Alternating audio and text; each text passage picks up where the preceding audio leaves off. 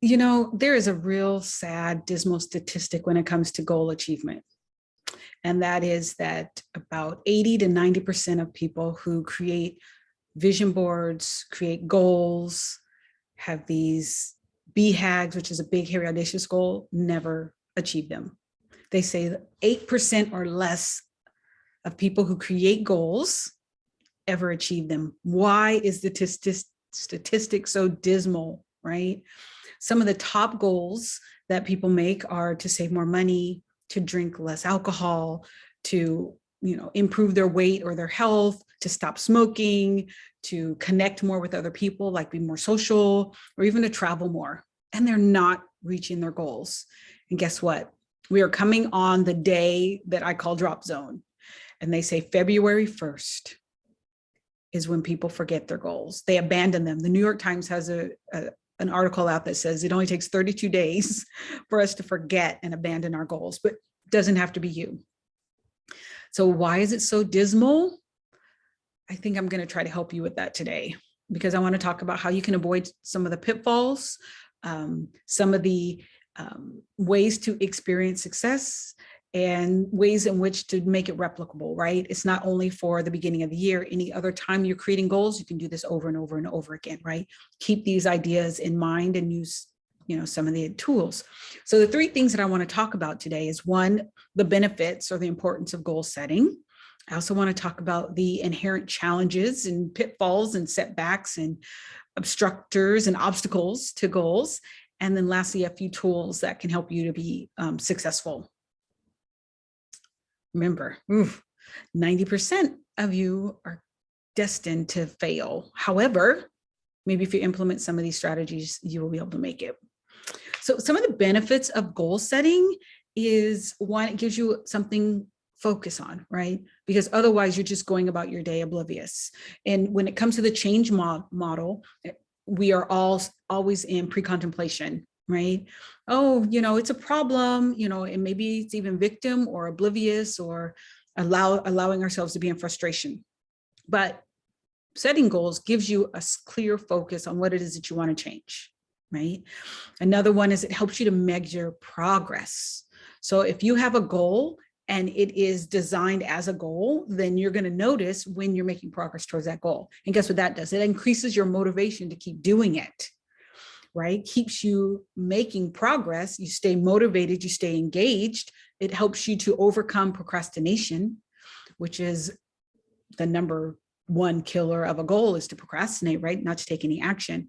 And also creating a goal helps you achieve more, right? Because you're constantly wanting to take the next step.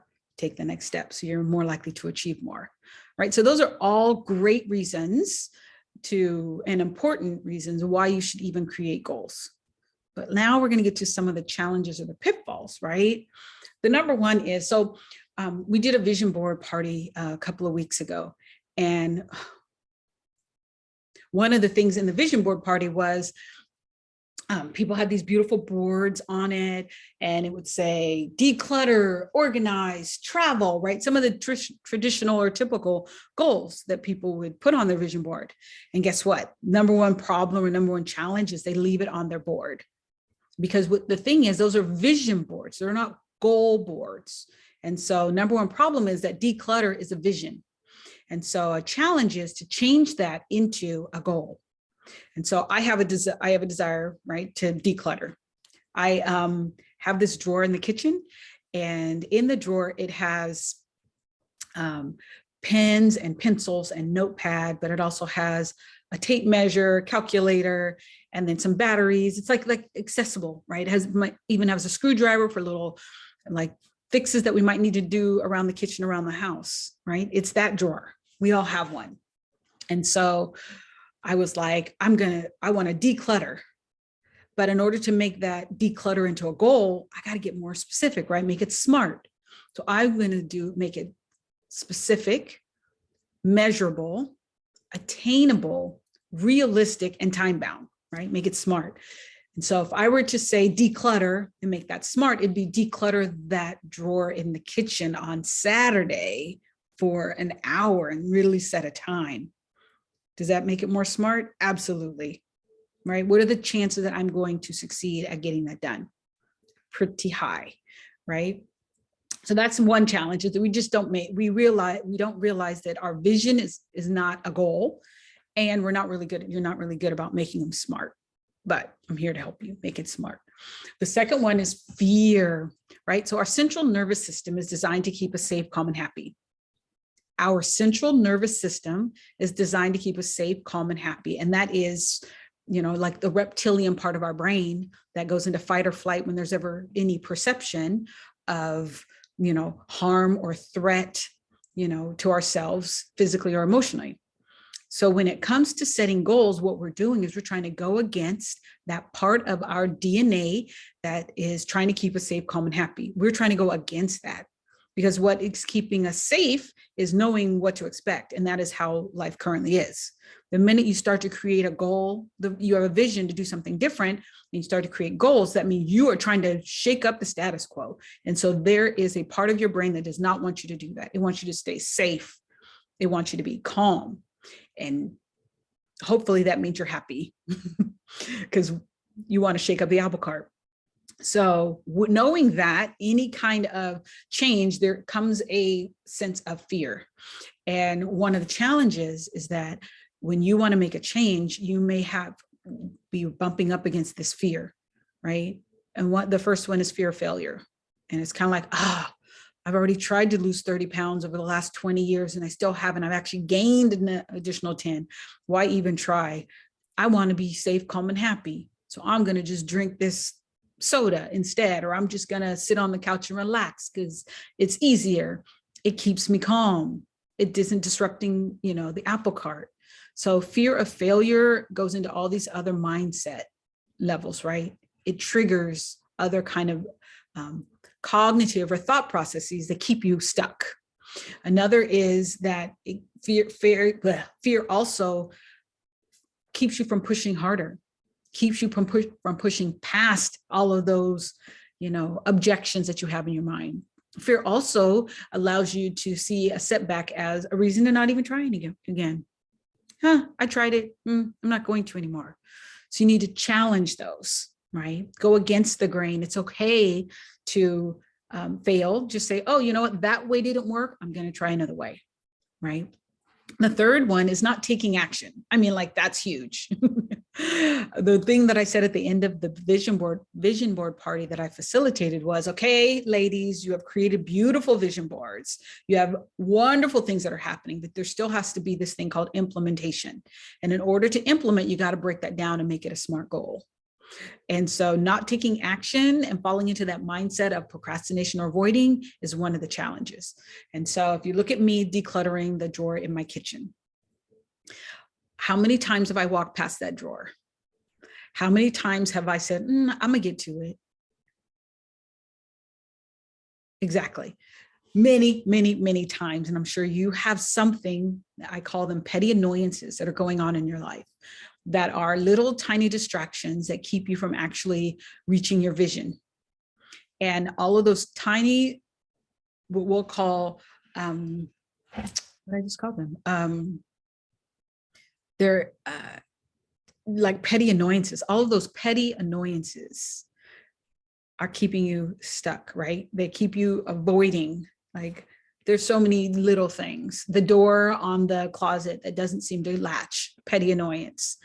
So another one is, and so you're procrastinating, you don't want to get to it, you're avoiding it. Another one is not willing to do whatever it takes, not putting 100% commitment into it. In order to reach your goal, you have to lean in, be willing to commit to that goal. I mean, you got to where you are now. That means you committed to some goals, so it's possible. It's just now you have to be more connected to whatever it is the next goal it is that you want to do. Another one is excuses, right? Your vision is to be, retired at 50. And that means you have to save a lot of money. That means you have to put money away strategically. That means that you have to take risks. You have to give up something. And one of the challenges is making excuses. Oh, the economy's bad. Oh, I'm tired. Oh, I would really rather, go on this vacation instead of save my money. Oh, I'd really rather, not wanting to sit in the discomfort that comes with being 100% committed. Another one is just trying to, not feel discomfort, right? Because discomfort goes back to that reptilian part of our brain that wants us to feel safe, calm, and happy. So discomfort doesn't fit in that at all. So we do whatever we can to avoid it. Another one is, number 4 is that the goal isn't inspiring or connected to a strong emotion or a why. So when it comes to my cluttered drawer, you're thinking, oh, how can that be connected to an emotion? Let me tell you how. So I'm on the phone with customer service and I'm trying to get something, fixed, right? And they need, I'm on hold and the music's on hold. So while I'm on hold, I go into the kitchen and I decide I'm going to make myself a little snack and get something to drink. So I have myself on hold and I hear the music and I'm ready. And then the music stops. Oh my God, the music stops. And now somebody comes on. Hi, how can I help you? And I'm like, they're like, let me give you a reference number. So I open the drawer to grab a sheet of paper or a little notepad and grab a pen. And guess what? The first thing I pull out is a Sharpie. I can't use a Sharpie. The notepad's like this big. I won't be able to write all those numbers on there. So I dig again and I'm trying to pull out another one. And guess what I pull out now? A highlighter. I'm not even be able to read a highlighter. This pad is purple and the highlighter's yellow. I'm never going to see that. Did you see what happened right there? And just almost nothingness, just writing down a number, frustration. I am strongly tied to that drawer because it's frustrating to me. So my why is I don't want to feel that frustration. I want to be able to open the drawer, grab a pen, a sharpened pencil for heaven's sake, and write a note or whatever it is that I need. So I am connecting that to the drawer, that tenseness that I don't want to feel. I don't want to open the drawer. My daughter says, oh, can I have a calculator? I don't want to do that. And so you got to connect it to some kind of a strong why or emotion that you want to either have or you want to get rid of. And then the last one is just having a lack of focus, right? Allowing other things to compete or distract you from your goal. How many times have you started to do something that's on your vision board that you now created into a goal? And you realize you're doing everything else. How many times have I gone into the kitchen and I mopped the floor, I cleaned out the refrigerator, I wiped out the sink, I cleaned the oven, but I don't do the drawer. I'm allowing other things to compete for my attention because I'm not focused. So those are the steps that really help you to, one, keep from allowing your goals to not be met and how you can really address them. But I have a tool for you. It is a gift. And it builds on the kind of stuff that we're talking about right now, right? It's a TFB blueprint that I've created that really helps you do a deeper dive into some of the mindset that keeps you stuck. And I want to give it to you free, free of charge. And it'll just walk you through what you want and why you don't have it. So if you're interested in this free tool, you have to send over your email and I'll email it to you directly. Okay. All right. So tools for success. One, my TFB blueprint would be a tool for success. But another one is alarms, whether that's daily, weekly, monthly. I have a desire or a goal to drink 64 ounces of water. And so on the water bottle, it tells you by 8, you have to drink this. By 9, you should have drank this. And it goes all the way down. And then you refill it and you do it again, right? And so what do I need? And that is one tool, but what do I need in addition to that? I need an alarm, something that goes dink, right? And it buzzes and I go, oh, let me see where I am. Do I need to drink more, right? So alarms are really a great tool. I have a Fitbit, and if I don't move a certain number of steps, it buzzes. And I look down, it says, you have 25 more steps you need to do in this hour. Any kind of alarm, daily, hourly, daily, weekly, monthly, that helps you to stay accountable to your goals, I encourage you to use it. Another would be calendar reminders. So if your goal isn't that specific, like you want to drink so much water in a day, right? So maybe you calendar your goal. So I have a desire that I'm going to declutter the drawer in the kitchen on Saturday. So I'll put it into my calendar and have a reminder for 9 o'clock. Ding, 9 o'clock, I need to go and I need to do it. And at that time, I would set an hour timer so that I know I only have to do this for an hour. And guess what? You can maintain focus for an hour. Or you could try the Pomodoro Method, right? And that is where you do 20 minutes on, 10 minutes off, 20 minutes on, 10 minutes off. And you repeat that Pomodoro Method. And when you have your 10 minutes off, where you're not doing the activity that leads you to your goal, you get up and you walk away, you get a drink of water, you actually leave the area.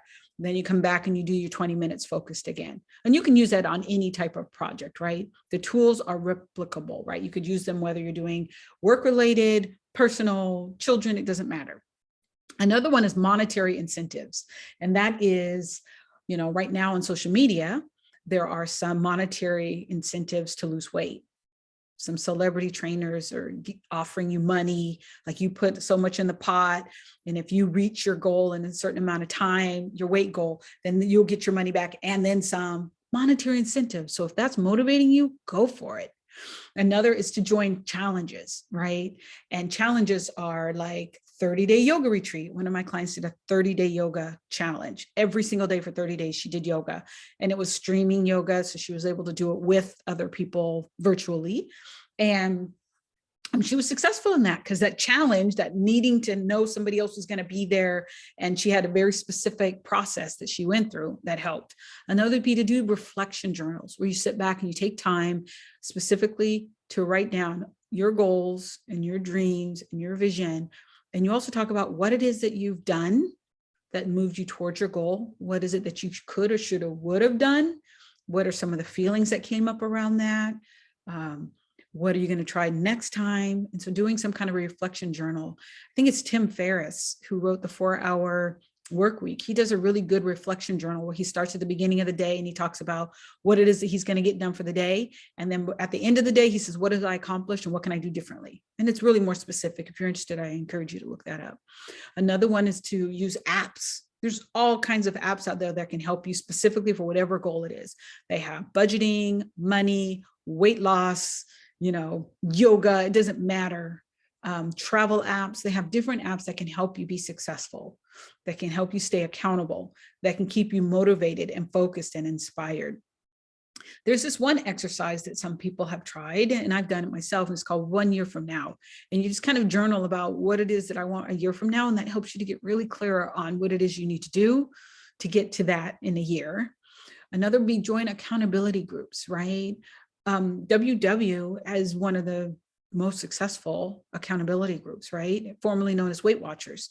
You go in there, you have to get on the scale, you have to eat so much fun, you have to eat so many types of calories and you have to count, but you have somebody who, you make contact with, and that helps you to stay accountable. And the last is vision boards.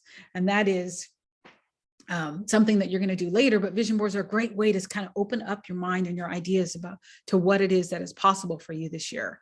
And that's a great tool to use to get started on this process. Okay, so we talked about a couple of things. So let's do a quick review. We went over the benefits and the importance of creating goals. We also talked about the challenges and some of the pitfalls that you may face when you're trying to reach your goals, and then a few different tools that you could use to attain and reach your goals successfully. Because it's not even the first. So you do not have to be part of the 90% of people on the first who will have forgotten or ignored or not even done anything towards your goals. I'm sure you can do it. Thank you for your time.